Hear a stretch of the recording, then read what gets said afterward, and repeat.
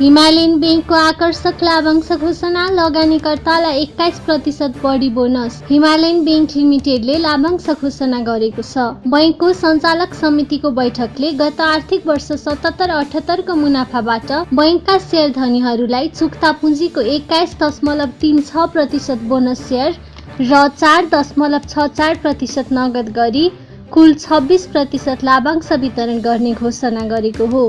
बैंकको उक्त प्रस्तावित लाभांश नेपाल राष्ट्र बैंकबाट स्वीकृत भई बैंकको आगामी साधारण सभाबाट पारित भए पश्चात वितरण गरिनेछ। बुद्धभूमि नेपालको आइपिओ शुक्रबार बाँडफाँड हुँदै 96% आवेदकको हात खाली हुने निश्चित। बुद्धभूमि नेपाल हाइड्रो पावर कम्पनी लिमिटेडको साधारण शेयर आइपिओ को बाँडफाँड भोलि असोज 22 गते शुक्रबार हुने भएको छ। उक्त आइपिओ को बाँडफाँड शुक्रबार बिहान 10:30 बजे निष्कासन तथा बिक्री प्रबन्धक सिभिल क्यापिटलको कार्यालयमा हुनेछ। कम्पनीले प्रति किता 100 रुपैयाँ अंकित दरका 8 करोड रुपैयाँ बराबरको 8 लाख किता आइपिओ निष्कासन तथा बिक्री खुल्ला गरेको थियो, जसमध्ये 5% अर्थात् 40,000 किता शेयर कर्मचारीहरूका लागि, 2% अर्थात् 16,000 किता शेयर सामूहिक लगानी कोषका लागि र बाँकी 7,44,000 किता शेयर सर्वसाधारणहरूका लागि छुट्याइएको थियो। अन्तिम दिनसम्म 21,11,819 जना आवेदकहरूले 2,65,31,040 किताका लागि आवेदन दिएका थिए। मागभन्दा धेरै आवेदन परेको हुनाले कम्पनीको आइपिओ गोला प्रथाबाट बाँडफाँड हुनेछ, जस अनुसार 74,400 जना आवेदकले मात्रै 10 किताका दरले शेयर हात पार्नेछन्। बाँकी 20,37,000 भन्दा धेरै आवेदकको भने हात खाली हुनेछ। लाभांश पारित गर्न माछापुच्छ्रे बैंकले डाक्यो साधारण सभा। कार्तिक 7 गते बुक क्लोज। माछापुच्छ्रे बैंक लिमिटेडले वार्षिक साधारण सभा आह्वान गरेको छ। कम्पनीको 23औं वार्षिक साधारण सभा कार्तिक 26 गते दिउँसो 11 बजेदेखि होटल पोखरा ग्रान्ड पार्दी पोखरामा भिडियो कन्फरेन्सको माध्यमबाट सञ्चालन हुनेछ। सभामा गत आर्थिक वर्ष 77-78 को मुनाफाबाट बैंकका शेयर धनीहरूलाई हाल कायम चुक्ता पुँजीको 13.30% बोनस शेयर र कर प्रयोजनका लागि 0.70% नगद वितरण गर्ने विशेष प्रस्ताव पारित गरिनेछ।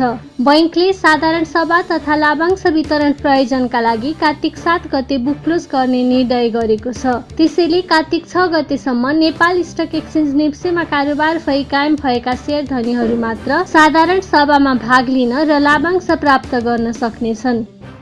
आज घटस्थापना शेयर बजार बन्द। प्रत्येक वर्ष आश्विन शुल्क प्रतिपदादेखि सुरु हुने दशैं आज बिहीबारदेखि सुरु भएको छ। आज बिहानै नित्यकर्म सकेर गाईको गोबरले पूजा कोठा अथवा जमरा राख्ने स्थानलाई शुद्धिकरण गरी शुद्ध स्थानबाट ल्याएको बालुवा वा माटोमा जौ रोपिन्छ। आजका दिन स्थापना गरिएको घडाको जल 9 दिनसम्म देवीलाई पूजा गरिएको टीका प्रसाद र घडामा राखिएको जमरा विजया दशमीको दिन दुर्गा देवीको प्रसादको रूपमा जनबाट ग्रहण गरिन्छ। आज घटस्थापनाको अवसरमा सरकारले सार्वजनिक बिदा दिएको हुनाले आज शेयर बजार पनि बन्द रहेको थियो।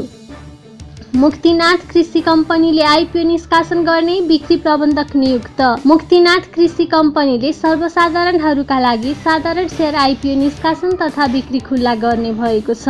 कम्पनीले प्रति किता 100 रुपैयाँ अंकित दरमा 4 करोड रुपैयाँ बराबरको 4 लाख किता आइपिओ निष्कासन गर्न निष्कासन तथा बिक्री प्रबन्धकमा मेगा क्यापिटल मार्केट्स लिमिटेडलाई नियुक्त गरेको छ। उक्त सम्झौता पत्रमा कम्पनीका कार्यकारी अध्यक्ष भरतराज ढकाल र मेगा क्यापिटल मार्केट्स लिमिटेडका प्रमुख कार्यकारी अधिकृत सबीर बादे श्रेष्ठले बिहीबार एक समारोहका बीच हस्ताक्षर गरेका छन्। सामलिङ पावरको आइपिओ बाँडफाँड सम्पन्न। लगानीकर्ताले पाए अधिकतम 80 कितासम्म शेयर। सामलिङ पावर कम्पनी लिमिटेडले भदौ 18 गतेदेखि असोज 1 गतेसम्म आयोजना प्रभावित क्षेत्र इलाम जिल्लाका बासिन्दाहरूका लागि निष्कासन गरेको साधारण शेयर आइपिओ बाँडफाँड गरिएको छ। आयोजना अति प्रभावित समूहका लागि छुट्याइएको शेयरका लागि 3255 जना योग्य आवेदकहरूले आवेदन दिएका थिए। आयोजना अति प्रभावित समूहका आवेदकहरूले न्यूनतम 10 कितादेखि अधिकतम 80 कितासम्म शेयर पाएका छन्। त्यस्तै आयोजना प्रभावित समूहका लागि छुट्याइएको शेयरका लागि 17,789 जनाको योग्य आवेदनहरू परेको थियो। आयोजना प्रभावित समूहका आवेदकहरूले न्यूनतम 10 कितादेखि अधिकतम 20 कितासम्म शेयर प्राप्त गरेका छन्। कम्पनीले प्रति शेयर 100 रुपैयाँ अंकित मूल्य दरमा कुल 5 लाख किता आइपिओ निष्कासन गरेको थियो। पहिलो चरणको साधारण शेयर आइपिओ बाँडफाँड गरेसँगै कम्पनीले सर्वसाधारणहरूका लागि पनि आइपिओ निष्कासन गर्ने अन्तिम तयारी सुरु गरेको छ। लोअर इखुवा हाइड्रो पावरले आइपिओ निष्कासन गर्ने बिक्री प्रबन्धकमा Muktinath capital. Lower Ikhuwa hydro power company लिमिटेडले साधारण शेयर आइपिओ निष्कासन गर्ने भएको छ। कम्पनीले जारी पुँजी मध्ये 10% अर्थात् 7 लाख किता साधारण शेयर आइपिओ उद्योग प्रभावित क्षेत्र भोजपुर जिल्लाका स्थानीय बासिन्दालाई र 20% अर्थात् 14 लाख किता साधारण शेयर सर्वसाधारणका लागि जारी गर्न लागेको हो। कम्पनीले आइपिओ निष्कासन तथा बिक्री प्रबन्धकमा मुक्तिनाथ क्यापिटल लिमिटेडलाई नियुक्त गरेको छ। उक्त सम्झौता पत्रमा कम्पनीको तर्फबाट प्रबन्ध सञ्चालक विशेश्वर सुवेदी र क्यापिटलका तर्फबाट प्रमुख कार्यकारी अधिकृत कवि चन्द्र ध्वज जोशीले हस्ताक्षर गरेका छन्। 500 ले बढ्यो सुनको भाव, 10 रुपैयाँले बढ्यो चाँदी। बिहिबार सुनको मूल्य तोलामा 500 रुपैयाँले बढेर प्रति तोला 90,400 रुपैयाँमा कारोबार भएको छ। आज चाँदीको मूल्य पनि तोलामा 10 रुपैयाँले बढेर प्रति तोला 1,170 रुपैयाँमा कारोबार भएको महासंघले बताएको छ। राष्ट्र बैंकको 12 करोडको सीमा प्रकरण लगानीकर्ताहरूको हितमा रहेको दाहालको दाबी। लगानीकर्ता नवराज दाहालले राष्ट्र बैंकको 12 करोडको सीमा प्रकरण लगानीकर्ताहरूको हितमा रहेको बताएका छन्। अर्थ संसारको साप्ताहिक कार्यक्रम लगानीकर्ताको आवाजमा कुराकानी गर्दै उनले यो बजार घटाउने नीति नभएको बताएका छन्। राष्ट्र बैंकले एकदमै लगानीकर्ताहरूको हितमा रहेर यो नीति ल्याएको उनको ठहर छ। यो तपाईले बजार घटाउने नीति भन्नुभयो, यो बिल्कुलै होइन है। यो बजार घटाउने नीति होइन। म आज पनि भन्दैछु, राष्ट्र बैंकको यी तपाईहरुको मिडिया मार्फत भन्छु, राष्ट्र बैंकले जे निर्णय लिएको छ त्यो एकदमै लगानीकर्ताको हितमा रहेर लिएको छ। यो कसैलाई काखा अथवा कसैलाई पाखा भनेर यो निर्णय लिएको होइन। धेरै साथीहरूले राष्ट्र बैंक के हो, राष्ट्र बैंकको जिम्मेवारी के हो, राष्ट्र बैंकले गर्ने के हो, त्यो कुरा नबुझिकन चाहिँ तपाईलाई म एउटा सानो उदाहरण दिन्छु। यसबाट तपाईलाई अझ क्लियर हुन्छ होला। अहिले तत्काल आएको न्युज, एउटा न्युज के थियो भने कुलमान घिसिङले गर्दा इन्टरनेटको मूल्य बढ्यो भनेर। यो मिडियाहरू पनि एकदम हुन्छ नि, यो मिडियाको लेखाइ, म त मिडियाहरू पनि तपाईलाई चित्त दुख्ला त्यो फरक कुरा हो, तर यति मिडियाहरूले यति बदमासी गर्छन्, यस्तो यस्तो चिजहरू कम्युनिकेट गरिदिन्छन्, यस्ता यस्ता हेडलाइनहरू राखिदिन्छन्, त्यो पत्यारै नलाग्ने कि कुलमान घिसिङले गर्दा इन्टरनेटको शुल्क बढाए भनेर जुन एउटा अहिले जताततै भाइरल बनाएका छन्। तर ती मिडियाहरूले यो लेख्नुपर्ने हो कि ती इन्टरनेट प्रदायक संस्थाहरूले चाहिँ जनताबाट त शुल्क उठाइसकेका छन्, हामीबाट त इन्टरनेटवालाले पैसा लिइसकेको छ नि त। उसले त त्यो पोल भाडा चाहिँ जोडेर लिएको छ नि त। उसले विद्युत प्राधिकरणलाई पोलको भाडा किन तिर्दैन त हामीबाट लिएर पनि? मिडियाले लेख्नुपर्ने चाहिँ त्यो थियो नि त। फलाना इन्टरनेट प्रदायक कम्पनीहरूले चाहिँ जनताबाट पैसा उठाए तर सरकारको विद्युत प्राधिकरणलाई चाहिँ दिएनन् भनेर त्यो लेखिँदैन यहाँ।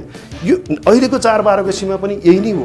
राष्ट्र बैंकले पुँजी बजारलाई अथवा स्टक मार्केट, हाम्रो सेकेन्डरी मार्केटलाई छोएको पनि छैन, चलाएको पनि छैन।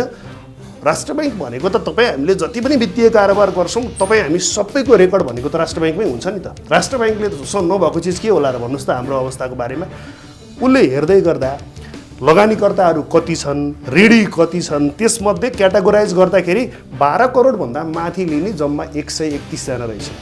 त्यो पनि राष्ट्र अस्ति यो मैले यो यसलाई स्टडी गरेर नै मैले बोलेको हो, म यत्तिकै बोलेको होइन। जम्मा 131 जना व्यक्ति चाहिँ 12 करोडभन्दा माथि लिने। अहिले पछिल्लो अवस्थामा त कोले कति लिएको भनेर नामसहित सार्वजनिक भइसक्यो विभिन्न मिडियामा। कसले 1 अर्ब लियो, कसले 1 अर्ब 50। यो चाहिँ कस्तो हो भने अहिलेको अवस्थामा जस्तो मैले अघि पनि जोडेँ, कति यहाँ ऋण काटेर हालिसके अथवा कतिले आफ्नो घरबाट चाहिँ धितो राखेर अथवा जग्गा धितो राखेर ल्याएर स्टक मार्केटमा हालिसके। यो स्टक मार्केट यसरी यो पुरा यो पैसाको छेलोखेलो गरेर पैसा खेलाउने ठाउँ होइन। यो यहाँ स्टक मार्केटमा चाहिँ हामीले, म त के भन्छु भने स्टक मार्केट भनेको पैसालाई पनि जागिर लाउने ठाउँ हो। हामीले जागिर खाएर पैसा कमाउने, बचेको पैसालाई चाहिँ जागिर लाउने ठाउँ हो। यहाँ ऋण लिन मान्छेलाई प्रोत्साहन गरेर एक व्यक्तिलाई 12 करोडको त्यो यो सीमा भनेको एकदमै बढी, अझै पनि बढी हो यो। तर हो संस्थागत रूपमा काम गर्नेहरू जसले संस्थागत रूपमा लगानी गर्नुहुन्छ उहाँहरूको लागि ठिक छ। तर 1 रुपियाँ पनि ब्याङ्कबाट लोन लिएको छैन, ऊ 4-12 को विरोध गरेर सडकमा उफ्रिरहेछ। यो कुनै तरिका हो र? राष्ट्र ब्याङ्कले एउटा, हामीले अर्को कुरा के पनि बुझ्नुपर्छ भने त्यो ब्याङ्क तथा वित्तीय संस्था पनि हाम्रा हुन् नि। त्यो ब्याङ्क तथा वित्तीय संस्थाले चाहिँ भोलि कोही मान्छेले चाहिँ सेयर लोन लिँदै गर्दाखेरि उसले चाहिँ तपाईँको 50-60 करोड रुपियाँ लिएर चाहिँ डुब्दियो भने त्यो ब्याङ्कमा आश्रित बचतकर्ताहरू र त्यो ब्याङ्कमा जतिले बचत गरेर त्यहाँ थुप्रेको पैसा थियो त्यो ब्याङ्क धराशायी हुँदा धराशायी को हुन्छ त? स्टक मार्केटले त बेचेको मान्छेले जसले प्रफिट बुक गरेर लिएर गयो त्यसले त ब्याङ्कलाई लगेर पैसा फिर्ता दिँदैन। त्यो ब्याङ्क डुब्न, त्यो राष्ट्र ब्याङ्कले आफ्नो निर्देशन दिएको हो आफ्नो निकायहरूलाई। तर हाम्रो पुँजी बजारमा चाहिँ हामी नियमन निकाय छैन हाम्रो, होइन? म त के भन्छु भने अहिलेको हाम्रो यो 4-12 को इस्यु यदि सही थियो या गलत थियो, यसलाई सच्याउनु पर्थ्यो या यसलाई कमेन्ट गर्नु पर्थ्यो भने त्यो चाहिँ कसले गर्नु पर्थ्यो भने 7 को प्रमुखले अर्थमन्त्रीसँग लगेर दिनु पर्थ्यो कि गभर्नरले यो गर्दाखेरि चाहिँ यो कारणले गर्दा मैले ह्यान्डल गरिरहेको पुँजी बजारमा प्रभाव पर्यो, यसलाई कुरा गरिदिनुहोस्। यो हामी राष्ट्र ब्याङ्कसँग हाम्रो के लेना देना? उसले त ब्याङ्क र फाइनेन्सलाई उसले आफ्नो निर्देशन दिएको छ, उसले आफ्नो तरिकाले चलाएको छ। जुन रेगुलेटर बडीले उसले आफूले गर्नुपर्ने कुरा गरिरहेछ। यहाँ हेर्नुहोस्, पोजिटिभ कुरा हुँदा पनि मार्केट घट्छ कि यहाँ त हो। 51वटा कम्पनी निकाल्नु त्यो गलत हो, हामीले त्यसलाई खुलेर गलत विरोधै गर्यौँ त्यसलाई हामीले। त्यो चाहिँ या त उसले कारोबार रोक्न सक्नु पर्थ्यो या त त्यो नाम मात्रै निकालेर त्यो अरूलाई त्यो भ्रम बनाएर त्यसलाई मार्केटले पचायो, हामीले गलत गर्यौँ।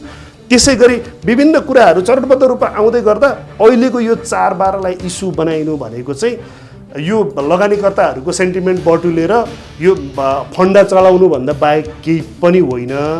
डाटा हेरियो नि त, यदि डाटामा चाहिँ त्यो कुराले गर्दा साँच्चै नै असर परेको रहेछ भने त डाटाले बताउनु पर्ने हो। अहिले हाम्रो मुख्य माग भनेको त हामीलाई ब्रोकर विस्तार गरिदिनु पर्यो, ब्रोकरले हामीलाई दिने सेवा सुविधा दिनु पर्यो। हामीले नेप्से र सेबनलाई जुन तिरिरहेछौँ कमिसन, ती त सरकारी निकाय हो नि त, सरकारका तलब खाने। हाम्रो कमिसन लिएर तिनीहरूले के गरिरहेछन् त? यो कम्पनी यसरी छान, यो कम्पनी यसो, सेयर शिक्षा त कहीँ दिएको देखिँदैन, ब्रोकरले दुःख दिँदा पनि कसैले हेरिदिएको देखिँदैन। भनेपछि हामीले जुझ्नुपर्ने र हाम्रा माग तेर्स्याउनु पर्ने चाहिँ हामीले 7 लाई हो। तर हामी राष्ट्र ब्याङ्कतिर दौडिएका छौँ। जस्तो राष्ट्र ब्याङ्कले आफ्नो नियमनकारी निकायहरूलाई तिमीहरू माइक्रो फाइनेन्सको सेयर किन्न बन्द गर, तिमीहरू सेकेन्डरीमा लगानी नगर, अब छोड। माइक्रो फाइनेन्सको सेयर बेचाउन खोज्दा कुनै पनि ब्याङ्कले आन्दोलन गरेको देखिनँ मैले त। कुनै पनि ब्याङ्कले, राष्ट्र ब्याङ्कले यो माइक्रो फाइनेन्स किन्न नदिनु चाहिँ हामीलाई गलत गर्यो भनेर विज्ञप्ति निकालेको देखिनँ मैले त।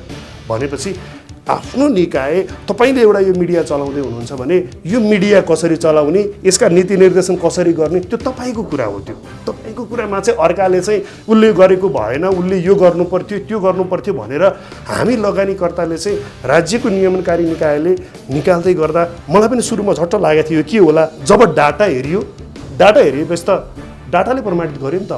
अब जम्मा 131 जनाको लागि त्यो लोनलाई रिभाइज गर्ने कि मार्केटलाई चाहिँ सेयर शिक्षा दिएर मान्छेहरूलाई शिक्षित बनाएर चाहिँ अगाडि बढाउने त?